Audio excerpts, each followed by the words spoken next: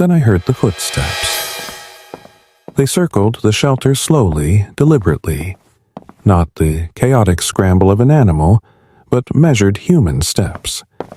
I held my breath, pressing myself against the wall. The footsteps stopped directly outside the door. 3 knocks. Polite, almost casual. I said nothing. 3 more knocks, harder this time. The door handle rattled. The rain hammered against my windshield like skeletal fingers demanding entry. My phone had died 3 hours ago, right after the GPS led me down a road that seemed to exist only in its digital memory. Now, with my gas gauge kissing empty and the storm turning the narrow country road into a river, I had 2 choices: stay in the car and pray someone would find me before I froze, or seek shelter in the only structure I'd seen for miles, the small maintenance building at the edge of Willowbrook Cemetery. I chose the cemetery. Looking back, I should have stayed in the car. The rusty gate groaned as I pushed through, my jacket already soaked through despite the short sprint from my dead Honda. The maintenance shed sat maybe 50 yards in, a squat brick building that looked older than most of the headstones surrounding it. Lightning illuminated the cemetery in stuttering snapshots. Rows of graves stretching into darkness, stone angels weeping rain, and something else that made me run faster toward the shelter.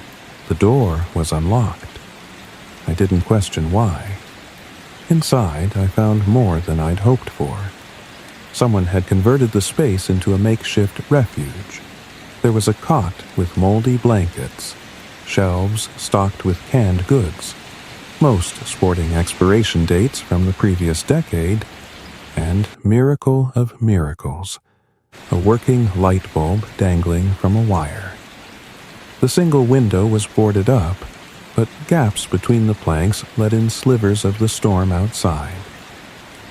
I peeled off my soaked jacket and tried to make sense of my situation. The cemetery had to be at least a century old, judging by some of the weathered headstones I'd glimpsed. The shelter felt like it had been used by groundskeepers, or maybe homeless people seeking refuge, just like me.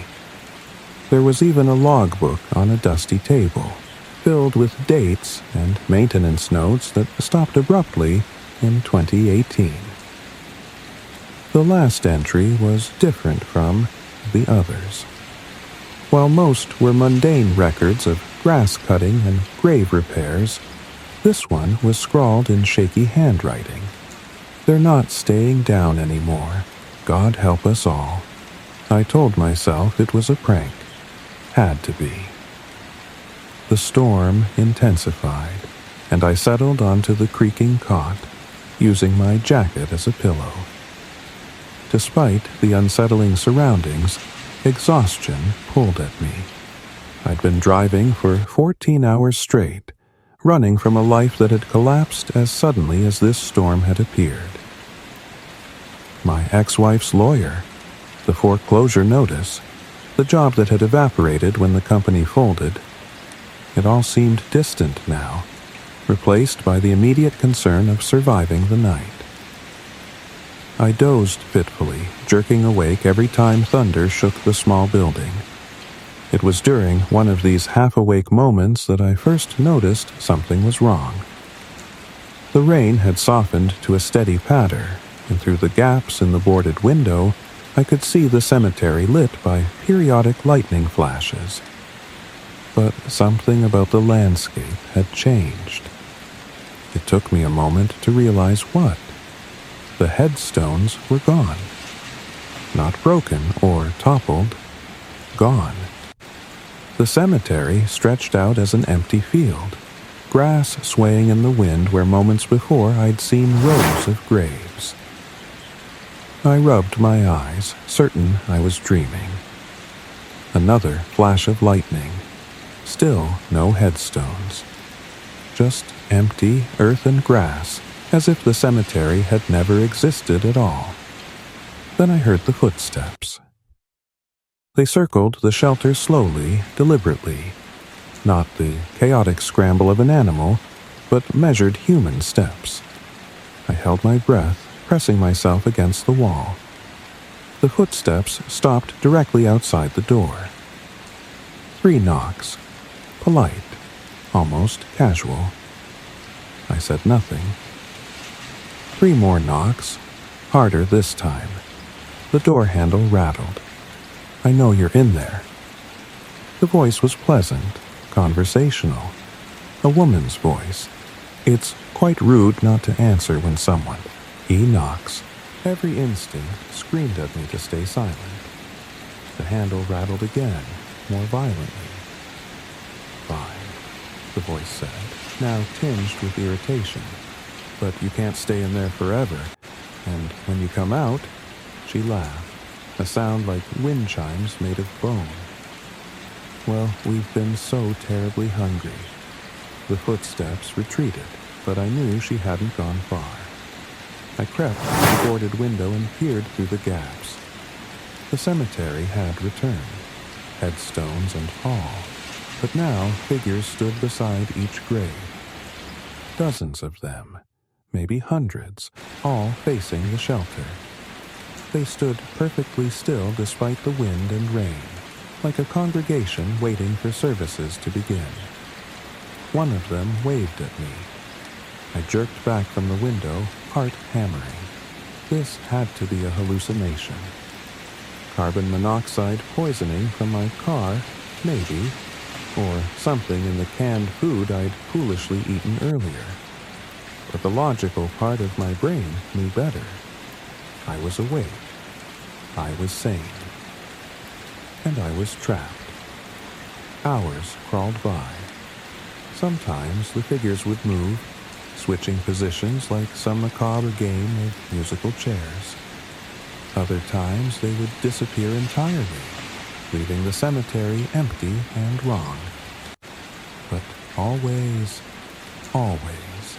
they returned to their vigil. Around what I guessed was 3 a.m, the woman's voice returned, this time from directly above me. She was on the roof. "I used to be buried here, you know," she said conversationally, as if we were old friends catching up. "Plot 47B, under a lovely oak tree. My husband picked the spot, said I'd like the shade." She laughed again. "Funny thing about being dead, you don't really care about shade anymore." I found my voice. "What do you want?" "Oh, he speaks." She sounded genuinely delighted. What do I want? Such a human question. You always need reasons, motivations, neat little explanations for everything. Sometimes things just are, darling. Sometimes the dead get tea. Red of being dead. That's impossible. Is it? Something scraped across the roof. Fingernails, maybe. You're hiding in a cemetery shelter while the deceased throw a midnight social. I'd say we've moved past impossible, wouldn't you? She had a point. "Here's what's going to happen," she continued. "When the sun rises, and it will rise, don't worry, we'll be gone, back in our boxes like good little corpses. But tomorrow night, we'll be back, and the night after that, and every night until you finally come out to play." "Why me?" I managed to ask. "Why not you?" she countered. "You came here, you opened the door, you chose to stay. That makes you our guest, and we take hospitality very seriously here at Willowbrook." The scraping moved across the roof, heading toward the edge. I heard her drop to the ground with a wet thud. "Oh, one more thing," she called out. "Check the logbook again. Page 47.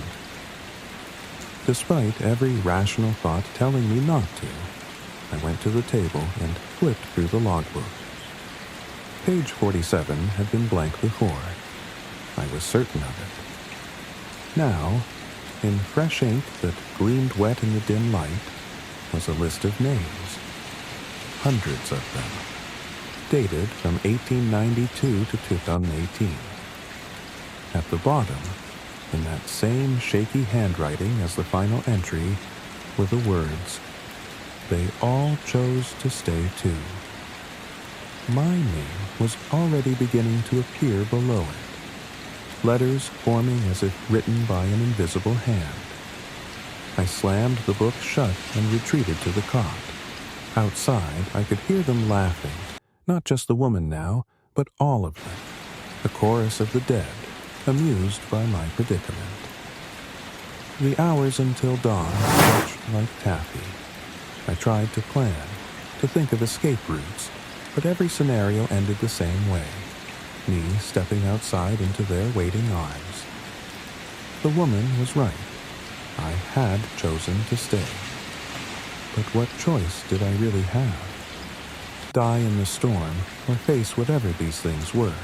As the first pale light of dawn crept through the gaps in the boards, I watched the figures begin to fade. They didn't walk back to their graves. They simply became translucent, then transparent, then gone. The cemetery returned to normal, peaceful even. Just weathered stone and wet grass sparkling with morning dew. I waited another hour before venturing outside. My car sat where I'd left it, looking impossibly far away. But I had to try. I ran, expecting dead hands to burst from the earth and drag me down. Nothing happened. I reached the Honda, turned the key with shaking fingers, and it started. The gas gauge read half full. I should have driven away then. Should have put 1,000 miles between me and Willowbrook Cemetery. But I looked back at the shelter, at the logbook with my half-written name, and I knew the truth. It didn't matter how far I ran. I'd made my choice the moment I'd pushed through that rusty gate. That was 3 weeks ago. I tried to leave, of course. Drove for hours until the engine mysteriously died again. Found myself on that same non-existent road, in that same storm, making that same choice. The second night, I lasted until midnight before the woman convinced me to open the door. "It's not so bad," she assured me as I stood in the doorway, looking at the assembled dead. "We're quite friendly once you get to know us." "What happens if I join you?" I asked. "Then you get to ask the questions," she said, with a smile that was almost kind. "Then you get to knock on doors and invite others to play. It's only fair, really. We all take turns." I learned their names over the following nights. Margaret, the woman, had died in 1943, poisoned by a husband who wanted her inheritance. Thomas, a Civil War veteran, had been buried with his rifle and still carried it. Little Sarah had died of scarlet fever at age 7 and liked to sing nursery rhyme, that made my skin crawl. He told me stories of the shelter, how it had been built on old ground, older than the cemetery itself. Now sometimes the boundaries between life and death grew thin, and those who found themselves in between had to make a choice. "But why can't he rest?"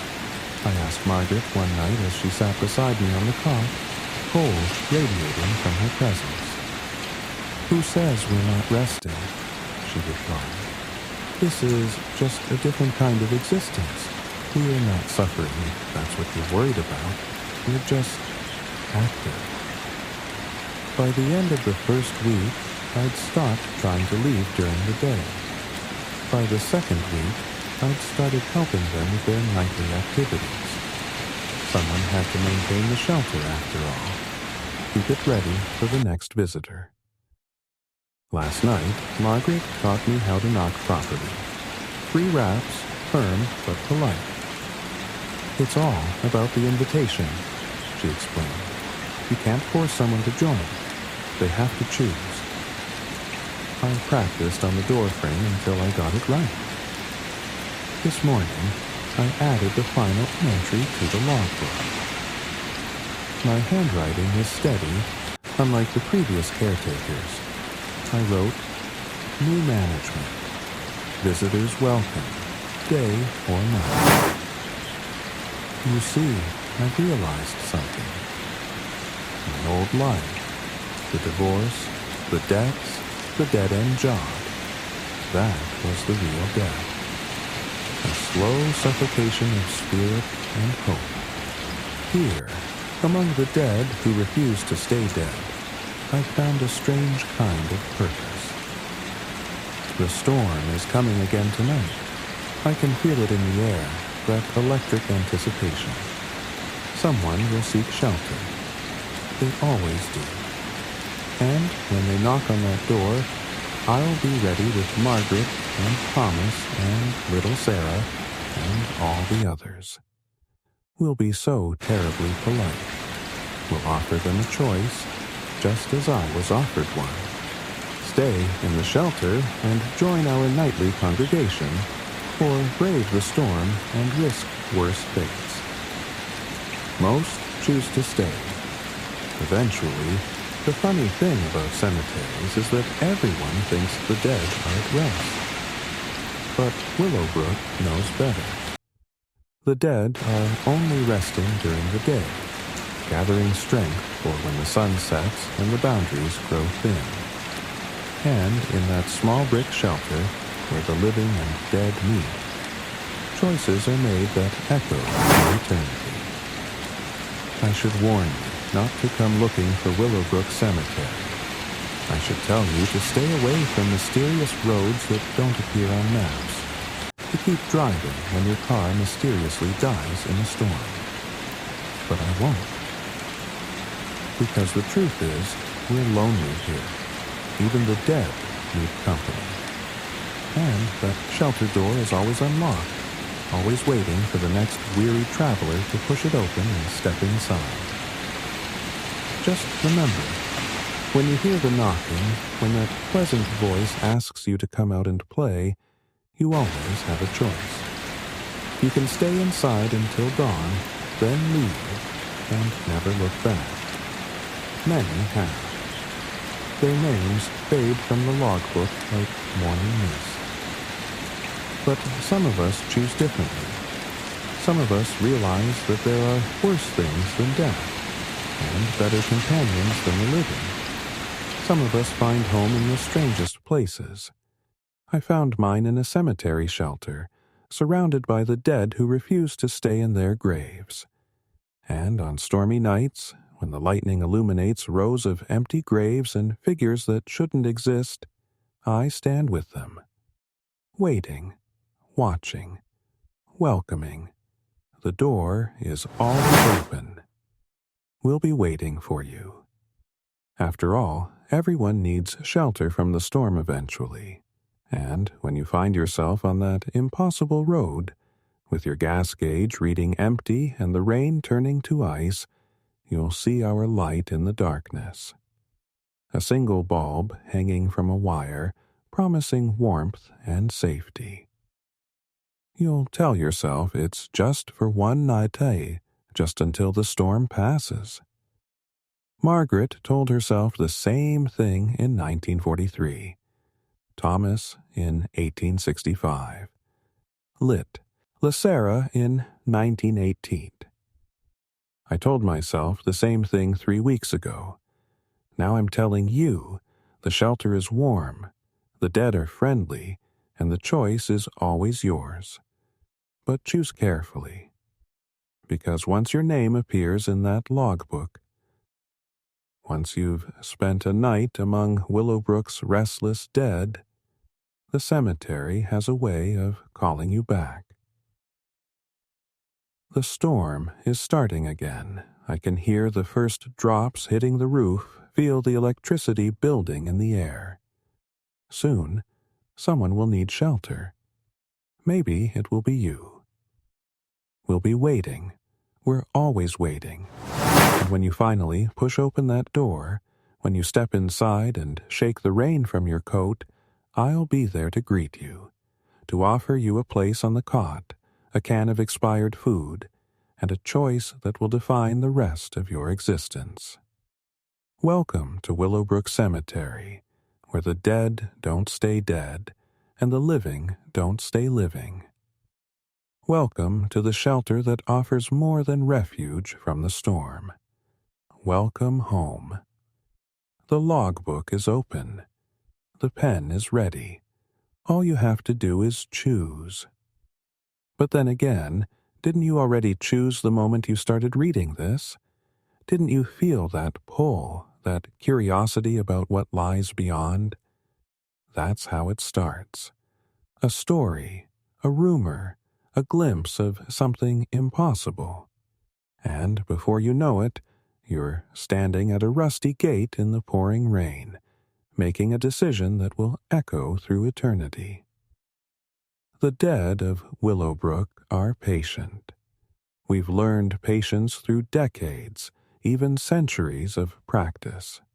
We know that eventually, everyone comes to us.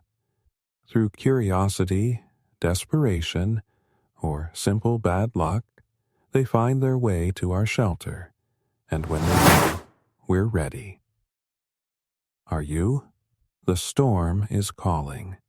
The shelter is waiting, and somewhere in the darkness between life and death, between choice and fate, your name is already being written in our book. Come find us. We promise you'll never be alone again.